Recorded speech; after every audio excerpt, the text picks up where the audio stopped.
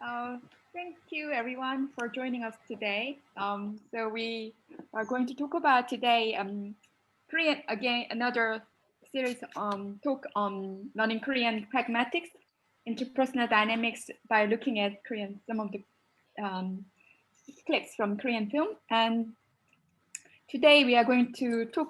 I have some clips from Minari, which I think many people are talking about right now as we approach Oscar. So we actually, this is a really good film to talk about interpersonal dynamics. Like this is a sort of family, Korean immigrant family living in the US, 1980s. So we'll kind of talk about sort of the family dynamics, interpersonal dynamics, and we'll watch some of the clips at the later part of this talk.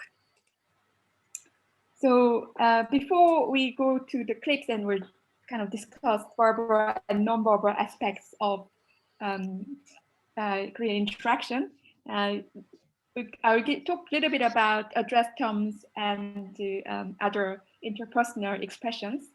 As I said, the address terms, it's not actually just Korean. Many Asian languages actually don't have the second person pronouns. I think some of you who are familiar with Japanese or Chinese, again, second person pronouns is very kind of not so straightforward to use. As I said, in the early 20th century, Korea linguist called Park Seung-bin tried to find out, the sort of the good second person pronoun that brings some linguistic equality, but that was his idea, but and dream that didn't come really true in reality. Confucian ideology we talked about yesterday, very much like the hierarchy is at the center. In a way, address term is very important in a way to show one's relationship. The hierarchical relationship was also sort of intimacy and how closeness. So the power and closeness or express verbally and non-verbally. And the first thing that you say when you interact with someone is address them. You have to call someone. You can't not call that person. So you kind of first thing that you have to think about after figuring out the relational dynamics is that you need to figure out how to call that person. How to address that person. It's very difficult if you met someone first time. So anyway, but this is something that you must figure it out in order to say something, in order to be able to say something meaningful. You need to figure out first how to call that person. Yeah. And again, like determining the correct address term relies on various variety of factors: seniority, intimacy, closeness, and so on. And sometimes address terms very sort of easy to use, but also sometimes it's changing. In the past, very much rigid honorifics used to refer to present and present wives, but nowadays less rigid or less, less formal. So it's sort of again very interesting the way how it changes. In the past, for example, like when we refer to someone who like for example, like somebody from North Korea, you may not have really heard North Korean politicians. You may not really have a respectable address terms, and nowadays it's also changing too. So it's very much like subtle and very it could change, although it's very difficult to change without clear reason. And age matters so much. I think you have by now heard from me a lot of times how age matters. There's people talk about even twin, like who is born first. Even twins, it's quite interesting that they always identify based on the birth order. So I'm always the older brother or younger brother based on like few seconds, few minutes.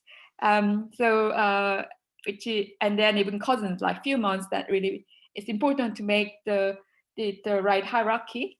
In Korea, when child is born, you're born already 1 year old, and then so there's sort of different ways of calculating age, but also sometimes you feel like it's a bit, how should I say, rude to ask someone's age directly. How old are you? So then people kind of ask some sort of indirect way use some indirect ways to ask the questions. For example, like when did you go to your primary? Which year did you go to university, or which year did you go to primary school?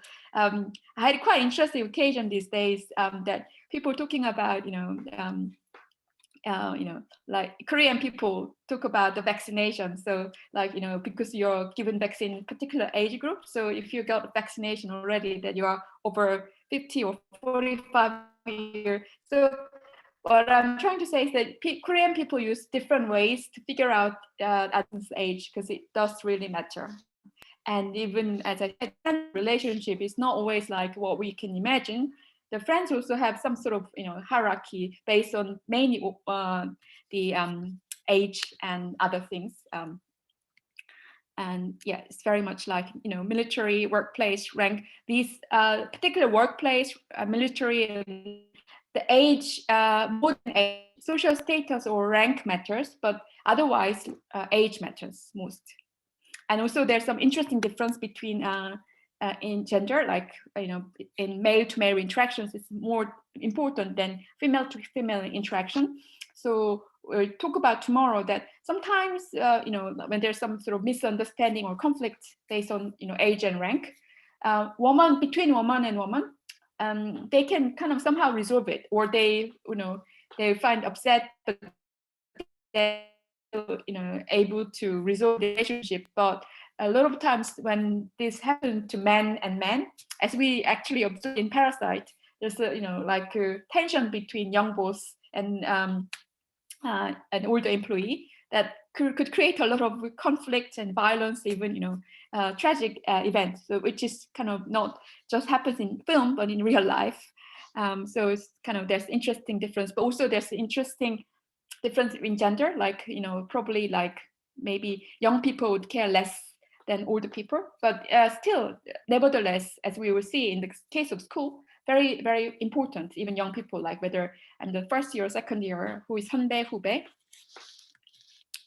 And it's not only those who are living in Korea, but those who are living in outside Korea, also these address terms, the hierarchy really does matter. So I interviewed some of colleagues who have lived in US for 40 years.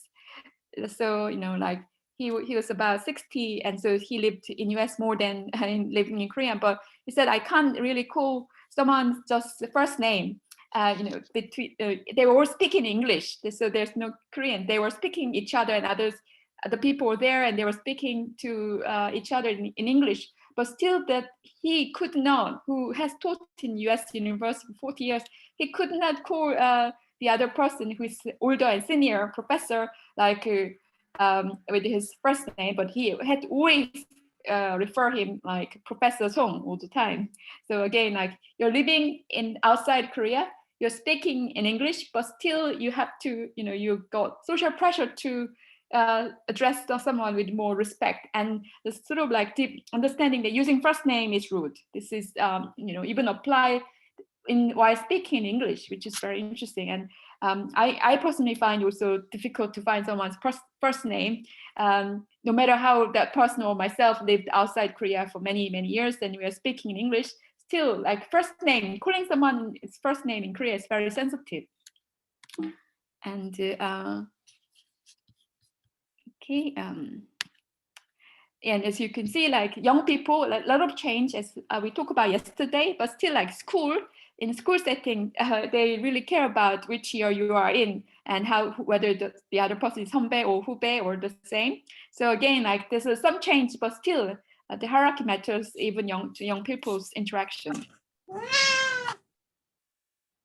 Okay, and so in a way, because of the K-pop and Korean wave, sort of this hierarchical relational terms, a lot of them actually started to be imported into English language. For example, like 오빠, 누나, 형, 언니. 오빠 is very interesting because I'm consulting Oxford English Dictionary at the moment, and they are trying to include 오빠 as an English word, because 오빠 is being used by so many people outside Korea in English-speaking word, 오빠. And I think everyone here would know the meaning of 오빠. So 오빠 initially actually meant, like older brother. Again, hierarchy really mattered.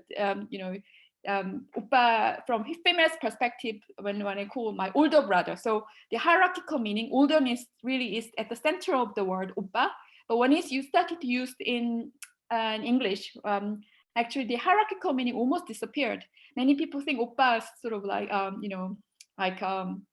sometimes like in Philippine English or the other sort of Southeast Asian English, they're using oppa as sort of like someone who is handsome, who is or even boyfriend or idol. So they don't really have the hierarchical meaning, but they have sort of other meanings. So it's interesting. Oppa, 형, 누나, 언니, these words actually very much like at the center of the meaning, this hierarchy. But when it's imported to English language, that hierarchical meaning started to disappear. And there's a sort of interesting comparison between Japan and Korea and China. But this is interesting that even if Chinese and Japanese and Korean are very kind of similar in one sense, using the address terms, showing respect to the elderly and so on, but still, according to what we studied, what I researched, is Korean sort of way. It's much more stricter than Japanese or Chinese way of using address terms.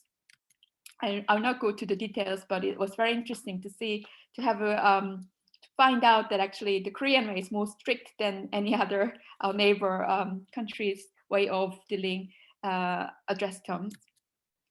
Between friends again, like, you know, as I said, and ya, if you're able to call someone with a name, first name, and using or ya, that really shows that you are so close and you are, you know, like really good friends. But how can you know these two people know friends to each other? Because they are using casual styles, and also they use address terms.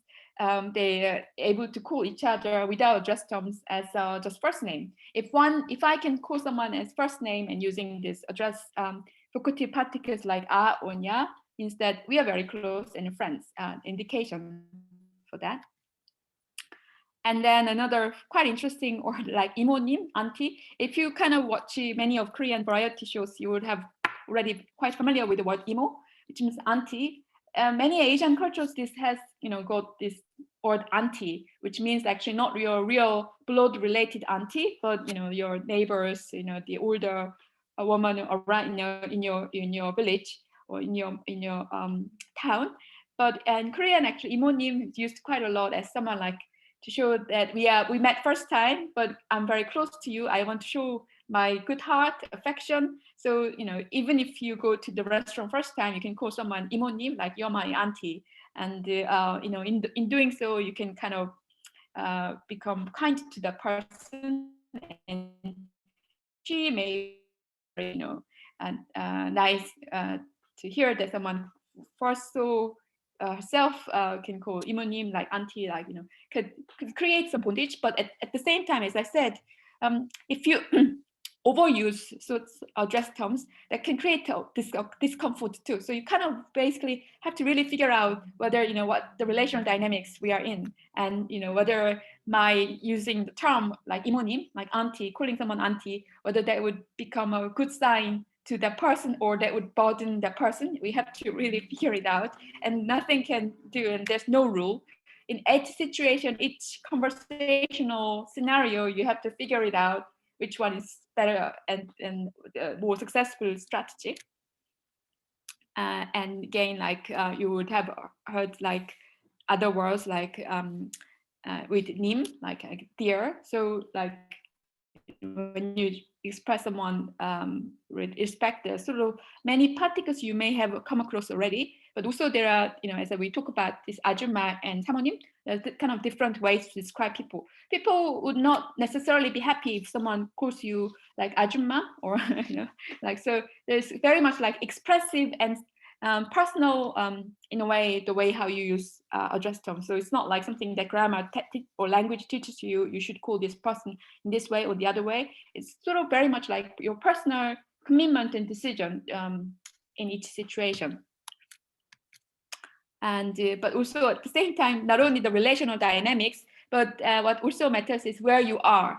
But if you are in a private sector, private space, like you can, you know, be quite relaxed, and you can call someone, you know, particularly with someone who you know, you can quite relax, and you can use casual forms. But if you're in a public space, if somebody else is observing your relationship, you can people become formal. For example, like if you are talking to your parents, you could be in a private space in your home. You could use casual forms, even have to talk to your mother and father. But if somebody is watching you, or if you're in a public space, then suddenly you don't speak like casual form, but you start to speaking in a more formal way. So where you are also matters. That's what I'm trying to say. And also in cyberspace, in a virtual space, it's very interesting because remember the picture that I showed, the kids without knowing who the person outside the door, can't decide which one is which, whether I should use honorific or respectful form or not. But in cyberspace, very time, even if you use your avatar, etc., but you don't know the person very well, you cannot really interact successfully in Korean terms because you don't know who you're talking to, age, gender, you don't know. So kind of the strategy many people use is like try to be to use the name, kind of showing dear, like as a sort of like means to reflect your respect to the person who you don't know. Of course, when their relationship grows, you can change it. But many times in a sort of virtual space, people try to use nim. Even they use nim as a sort of address term to be polite, because in the cyberspace you don't know that person, but probably the safe strategy is to be polite to each other. And this is very much found not only between Korean people, Korean interaction, but non-Korean interaction too. When non-Korean people interact about Korean wave, Korea, K-pop, etc., and they started to use the same strategy and same sort of dress terms in order to somehow kind of accept the Koreanness in their conversation and exchange, which I found it really interesting. So yeah. Between husband and wife, we talked about yesterday Kim Ji-young through Kim Ji-young film. Maybe when you think about Kim Ji-young film, you would see that the husband tried to be nice because his mom was not nice, very rude to his wife. So he tried to kind of mediate between his mom and his wife, but it really didn't work. But what's interesting is that husband and wife, probably Kim Ji-young and her husband, they kind of look quite happy to each other. But a lot of times also in couples, they not so straightforward how to call each other, to address each other. Of course, in English, you can call the names. That's so easy. But as I said, first names in Korean, not something that you can easily pick up, even among couples. So this is, like a lot of, again, like so many variety shows talking about, this issue. Like if I call, if I start, how should I call my husband and wife? If I call like sort of English way, like honey, or like more affectionate term, in confession, their confession sort of based on ethos, it's a bit sort of not so natural. So basically, this couple been married for 10 years, didn't really know how to address each other. Very often call people kind of end up saying you are so and so's mom and so's dad. So instead of calling each other's name or other terms, they kind of end up, if they have a daughter, their children, they call each other their children's father and their children's mother, something like that. And yeah. So, but as what we talk about this in-law relationship, again, sort of in-law relationship is very strict and very rigid. What we can see is that, we can observe it from the use of honorifics and address terms, like 어머니, which is kind of, like honorific term for mother, which daughter-in-law uses not to her own mother, but to mother-in-law. So to her own mother, you say 엄마, like, close terms. But for mother-in-law, always kind of 어머니 or 어머님 to show respect. And that's sort of kind of more social convention that's almost impossible to break because of the convention that used in contemporary South Korea. The Ministry of Gender Equality and Family, government tried to find different ways to make sort of more equal, but as far as I can see, that I think it's not really working, and this sort of people experience a lot of injustice or inequality in language, and and workplace too. They tried to Samsung tried to kind of make it more equal, but then at the end they had to withdraw the policy because it didn't work. It's language is something not rule based. It's kind of it's a habit. It's like habit. You cannot change over time overnight. Even if your boss says don't use honorific to me, you can't change your habit. You want to drop it, but then you can't do it easily because it's your lifetime habit, and you are kind of you're embodied learning in a way, this honorifics and politeness. So it's kind of very difficult. So at the end they had to withdraw the policy. Yeah, so many times tried, but it really didn't work. Yeah, Korea. So this is also very interesting. Then we watch one clip, the Korean and non-Korean. It's kind of interesting question whether if you have your non-Korean friends or if you're Korean friends, but how to address each other. Whether we should in English there's no address term such. So it's okay to call someone who is older than you, because we are speaking in Korean, so we can just call someone's first name because he is English, or whether we should kind of adopt Korean way and kind of show respect one or the other. And there's a lot of debates, and people have different opinions. But also, so the people who are living in Korea, the non-Korean people, have different opinions too. Some of the people who I interviewed said, "Well, I'm American, but I like my students calling me first name. It could be also possible if I'm in America, but in Korea, if they start calling me my first name, I'll feel very uncomfortable." So it's very interesting dynamics. So where you are, what your language you speak really matters. And yeah. So again, this is what we talked about. The first person, second person, very sensitive. So we have to be careful. First person pronoun, second person pronoun, and also the first names. These are the things that you have to be very careful when we start communicating in Korean. So watch some of the film extract, and these films extract not necessarily about address terms, but we'll talk about very much verbal, non-verbal, and sort of cultural aspects of Korean language. To wrap those aspects up, I'll show you a few clips from different films, mainly from Minari. So yeah, this is again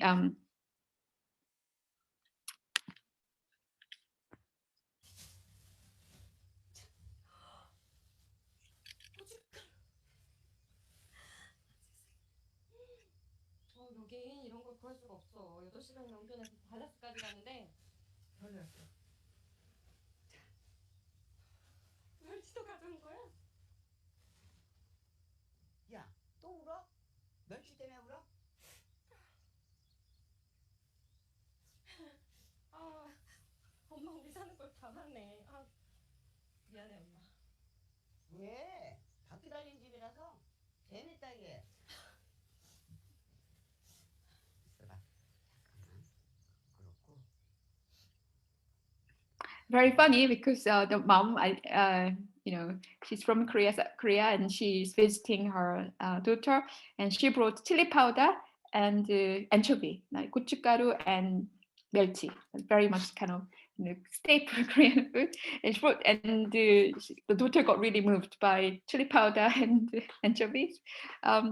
This film is so wonderful because I think anyone who watched this film and living outside Korea would have, be able to identify their, their lives and this experience very much like their own personal experience. I think I'll be like this daughter, but when you think about their interaction, their daughter and mother, and so they kind of interact in a very casual way. So they don't, she doesn't show respect. She's using casual form, and she doesn't mind either. So you can see the very natural discussion, interaction, but there's nobody, just the daughters and mom. So you can see how they react, interact, and yeah.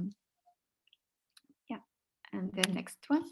And this is also interaction between the Korean granny and Korean American grandson. And you can see how you can watch this film, this clip. Oh, pretty boy, pretty boy, pretty. I'm not pretty. I'm good looking.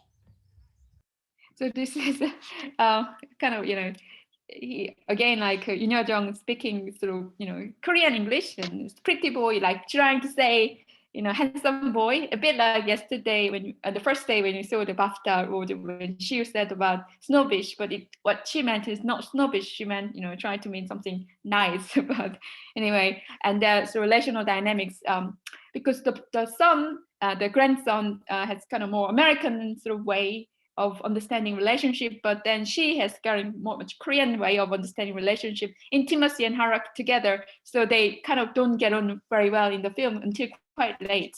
But it shows, how they interact. And then later, the boy got told off by parents a lot because he does not behave, respectfully to his granny.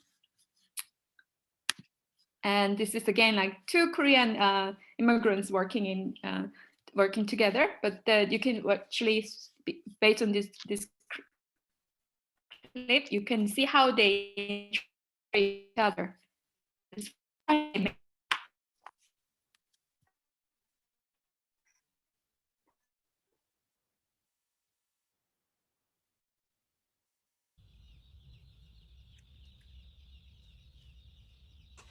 교수님 소리를 좀 더 키워주시면 좋을 것 같습니다. 영상 소리를. 네. 소리가 내가 키웠는데 이게 가장 많이 올린 건데, 잠깐만요, 다시 해볼게요.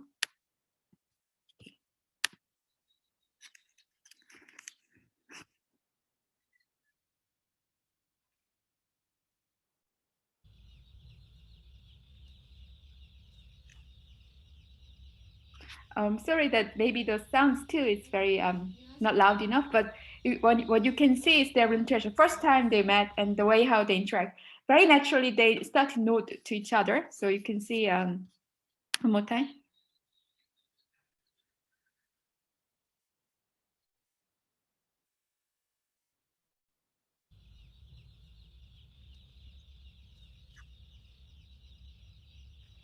Not kind of, full nodding but full bowing, but it's kind of like a slight bowing. So it's something that, again, like as I said, embodied in a way, the way how you greet each other. Not just you say verbally 안녕하세요, meaning hello, but very naturally what you do is you kind of move your head. So 안녕하세요, so you kind of move a little bit, and this is how you interact and greet each other. Again, you can see, and she probably looks more junior to this other person, so she kind of reacts more. Although they use polite forms together, you can see even like slight difference in terms of like the degree of nodding or bowing. You can tell which one is senior. And again,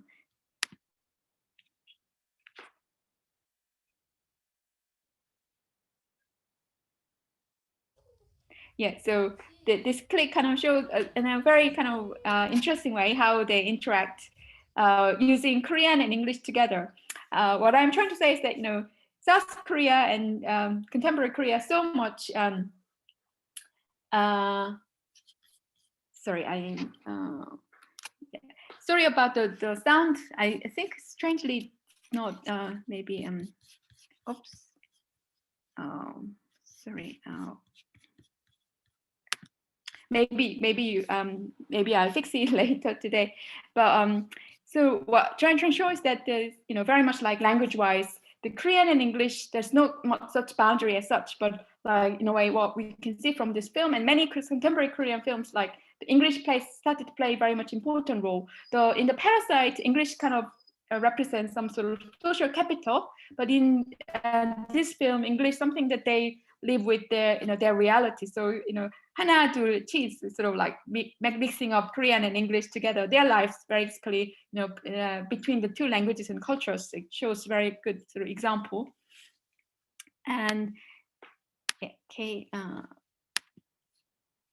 oops, sorry. Oh, okay. Oh, sorry about this.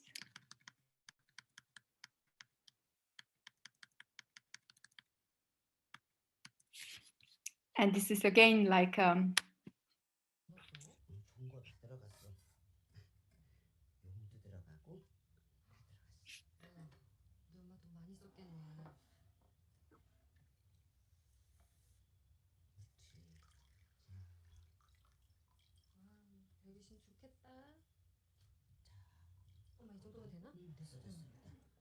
Again, what we can see here from, I mean, this clip is like, how grandma, sort of the way how grandma wants to interact with the boy, very much intimate.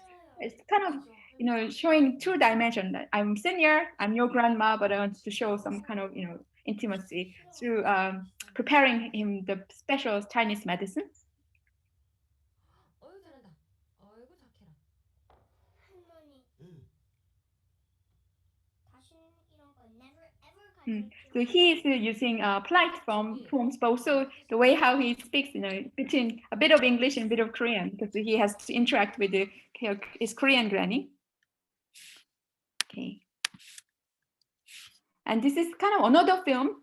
It's just about a taxi driver, and we are going to look at some of the clips tomorrow about this. But this kind of, that shows another different interpersonal dynamics.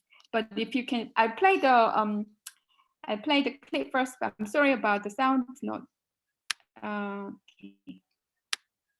But let's see how it. 진짜 너무하네. 대신 언제 점검 한번 받고 가. 들어올 때 보니까 엔진도 골골하더만. 점검 무슨 점검? 내가 아침 저녁으로 점검하는구만. 60만 킬로 탔으면 이가 또 한가 지났어. 어디 뚝뚝하고 그래? 차 퍼진 다음에 고쳐봐. 돈만 더 잡아먹지. 뭔 그런 재수 없는 소리를 하고 그래. 안 그래도 열받아 죽겠구만. 자, 3,000원만 받아. 아 이건 한 핀치. 아 이게 부품값이 얼마인데. 이거 버려. 버리고 왜 버려? 놔두면 다 쓸 때가 있지. 나도. The relational dynamic, we can see, like, even if you don't really understand what they're talking about, he wants to fix the car, but it's kind of haggling with his friend. But what we can see from this video clip is that very much like their relationship with other, but also at the time, they like, formality or seniority between the two. They almost see each other as friends, so very free to speak, and they're very free to interact and just to non-verbally interact and show gestures. So this kind of shows very sort of what's like a friends relational dynamic looks like and sounds like. And this is another clip from Hanya, housemaid from Insangsu. Again, okay, I'll play the clip.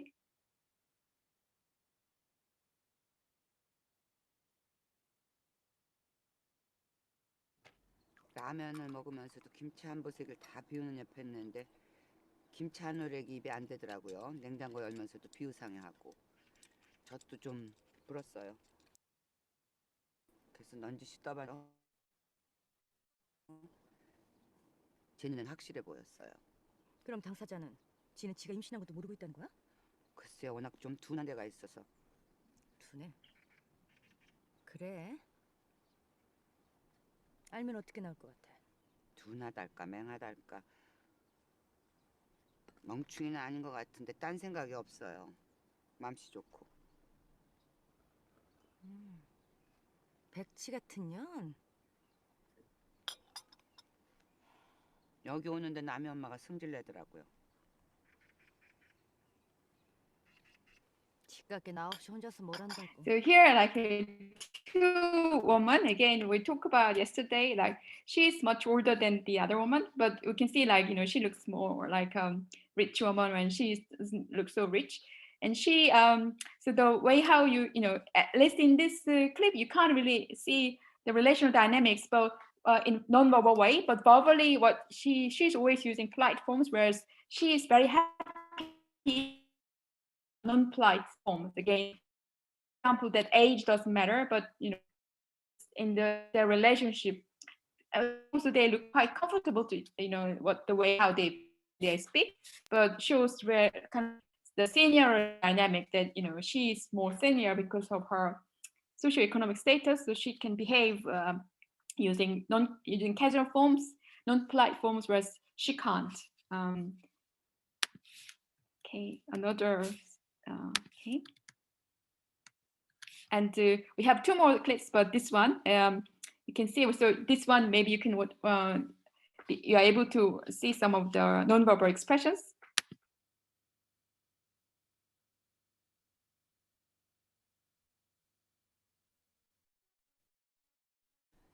조여사 아들이 이번에 검사 임명됐다면서. So he's giving her some money because your son, her son, passed the bar exam, so you want to give some money and so to congratulate. But the way how she behaves again, like very rude in one sense, and she giving some money, but she says 고맙습니다, which means like really showing a formal respect. So their relationship all the time, even if they are very casual situation, she has to show so formal respect, politeness, whereas she doesn't, and it really clearly shows that something like socioeconomic status plays more important role than age itself. And the final one we are going to watch is from taxi 운전사, a taxi driver. And here we can see some of the interaction between Korean and non-Korean interaction.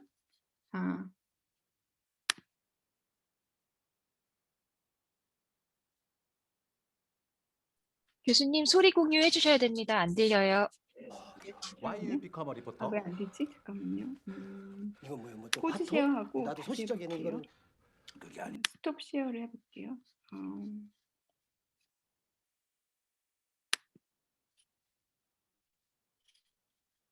쉐어 했는데.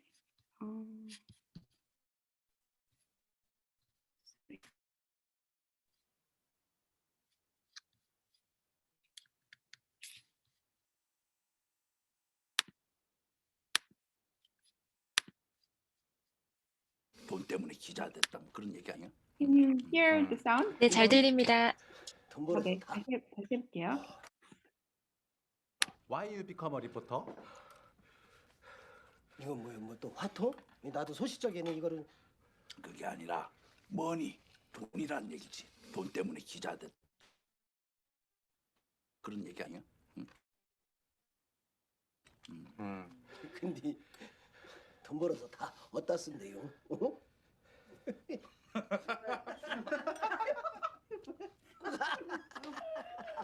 빵꾸 났네. 잘난 척하길래 난 좀 뭐 대단한 게 있나 했더니 별것도 없네.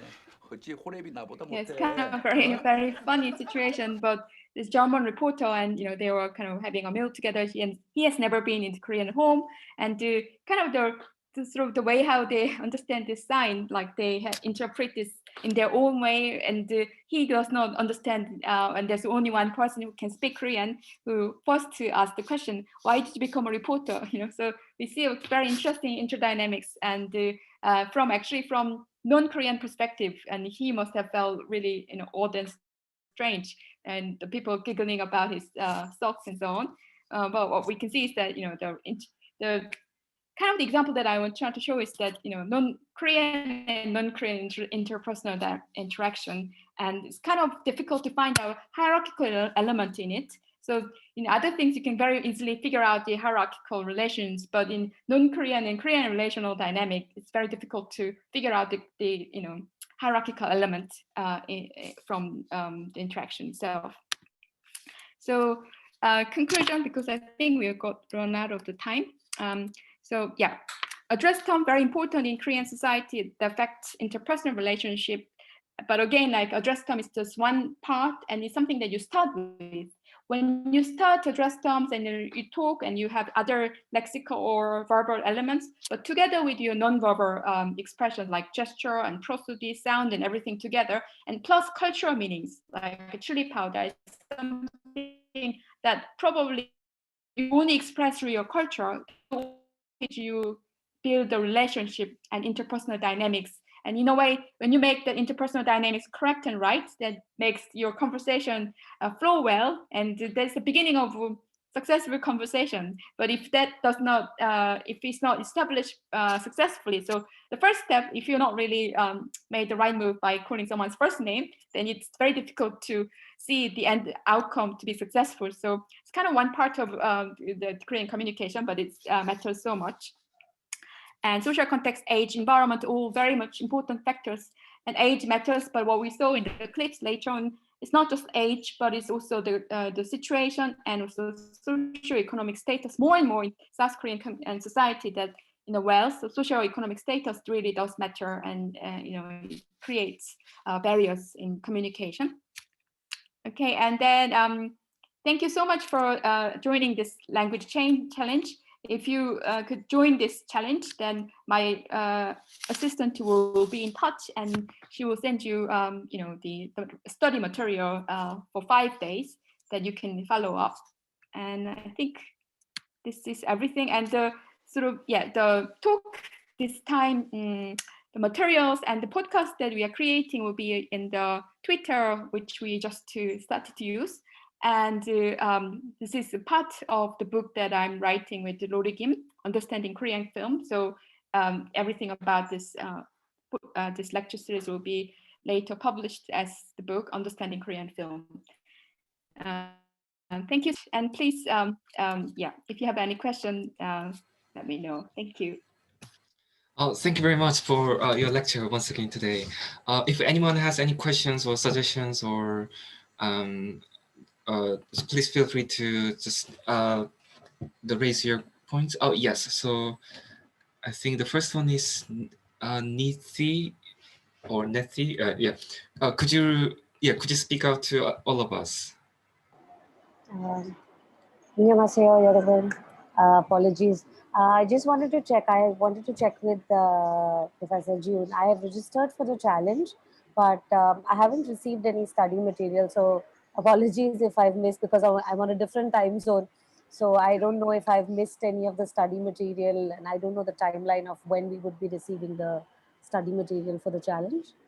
I think she my RA was about to send the material today, so short answer is that you will receive it very soon. I think she was about to send it. So I think if you send it, maybe if you can email again, this is the email, or the form. If you kind of get this in the chat,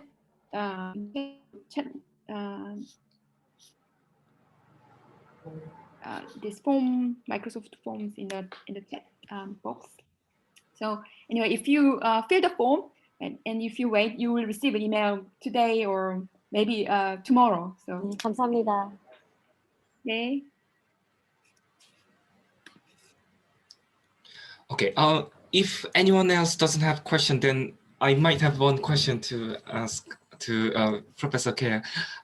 So this could be actually just a bit out of topic. I mean, considering the wonderful presentation today, but just my general question about the hierarchical, I mean, how to address the people is that, do you think that the hierarchy in Korean people's way to call someone else could be also affected by the military culture? I mean, which is one of the key factors in South Korean society in recent 50 to 70 years.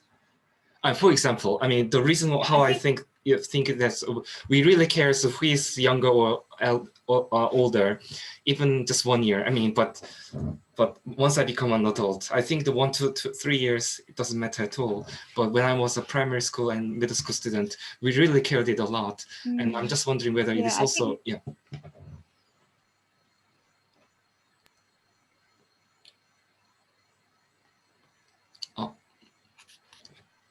예, 교수님, 질문 끝났습니다. 예.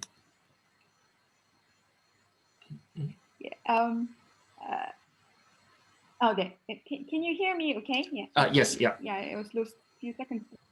I think sort of military language in military, I think it's very interesting, important, and but I kind of sort of it shows a very good one example how the kind of very well fit in a way the hierarchical nature. Language reflects those hierarchical nature very well. When men come back from military, still I think very much we used to this way of thinking, ranking and thinking the hierarchy. So my short answer is I think it's military, but also school. As I said, school is somewhere like we can think about very much equal within same year group, but very hierarchical too. As I said, among all the groups, I think they're very, very strict. So school, military, and then also workplace, those different where we are in, very much like hierarchy could be used as a very good way of building up, to finding out very pragmatic factor, the key to find out in a way the best speech style that fits in the social convention. So I think it's it's very, very useful, but I think it's kind of not like one kind of area, but in South Korea there are so many different areas where actually kind of resemble this hierarchical structure. So it's very difficult when you can imagine somewhere you don't care about where you can be so free from hierarchy, not care about the age or the who graduates to which year and so on.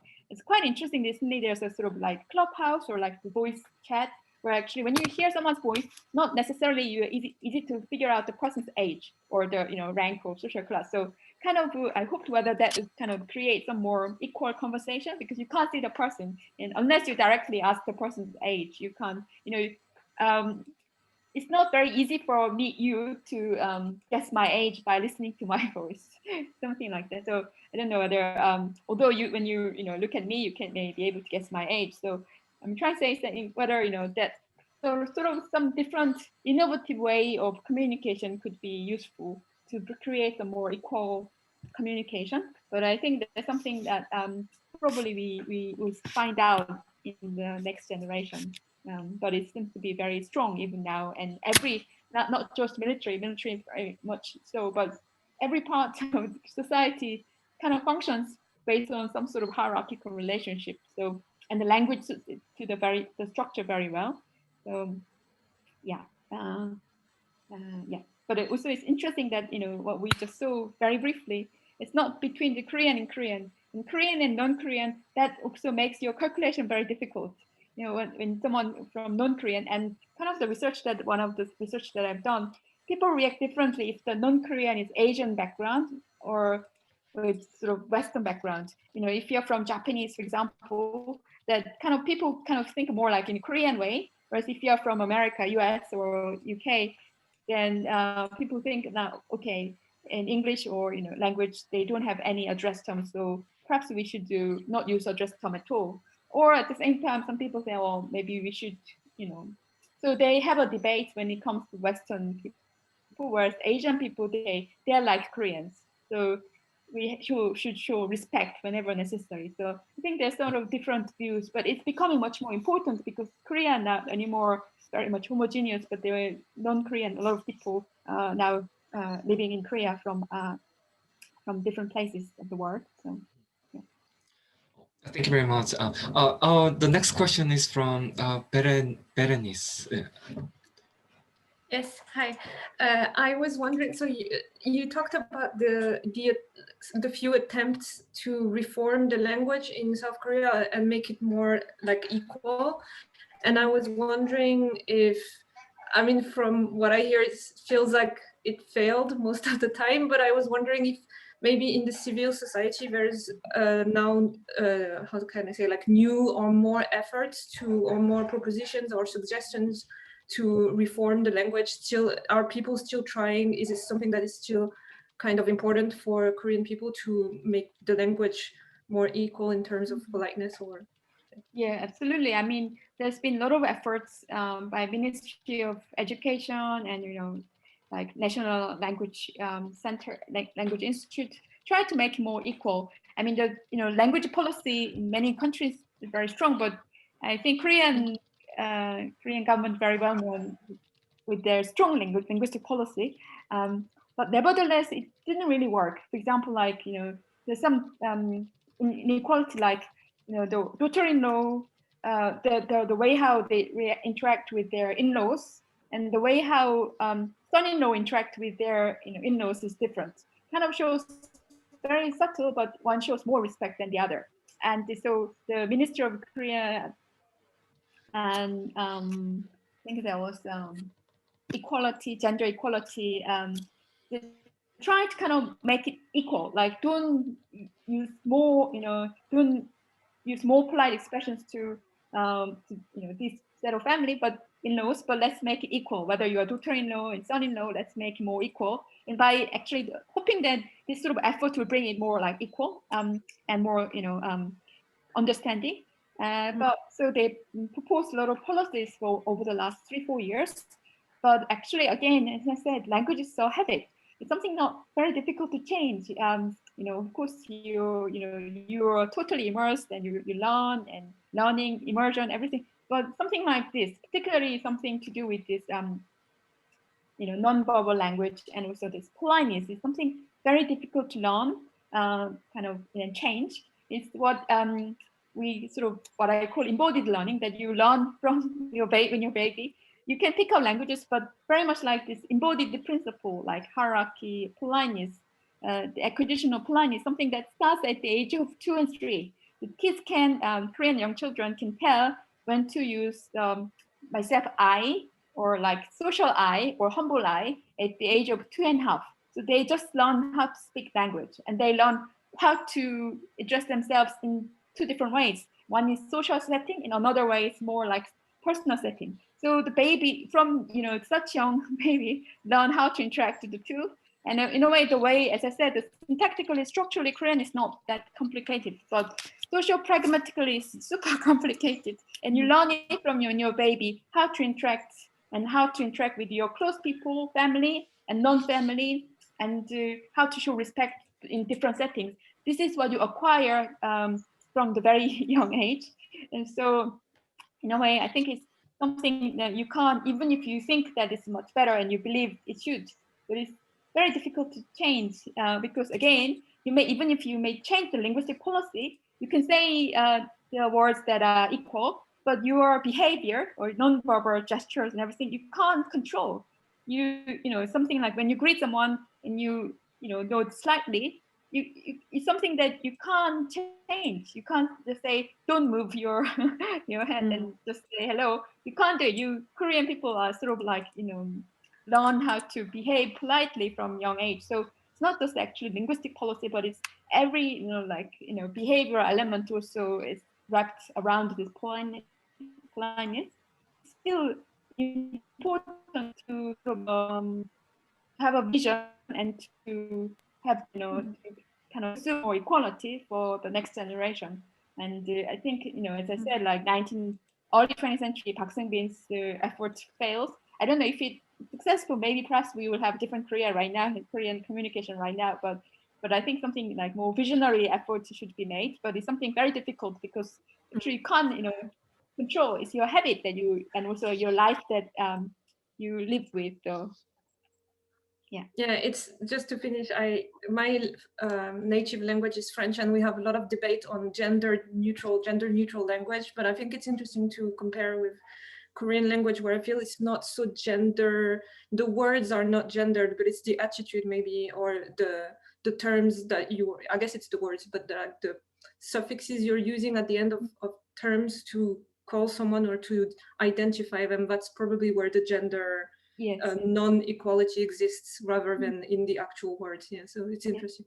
It's exactly the gender, actually the he and she like gender, like in European languages, only introduced through translation in 1950s. Before we didn't, the numbers, singular, plural, or gender, male, female, actually language does not code those information such at all in Korean language. But what we code is the attitude, and which is kind of more complicated because it has to be decided on spot at every situation. So you cannot easily call, okay, I'm going to be polite to the person. It depends on, even with your mom, interacting with your mom, you have to think, is it between just her and my mom and myself, or someone else is there? It's kind of more pragmatically coded, but that knowledge is kind of more complex than sort of binary coding. Yes. Yeah, sure. Thank you. Oh, yes, I think we have just last 5 minutes for the last question. So I think Monica has the question before we close today's webinar. Right, so obviously big cities in nearly all societies, they lead the trend of change.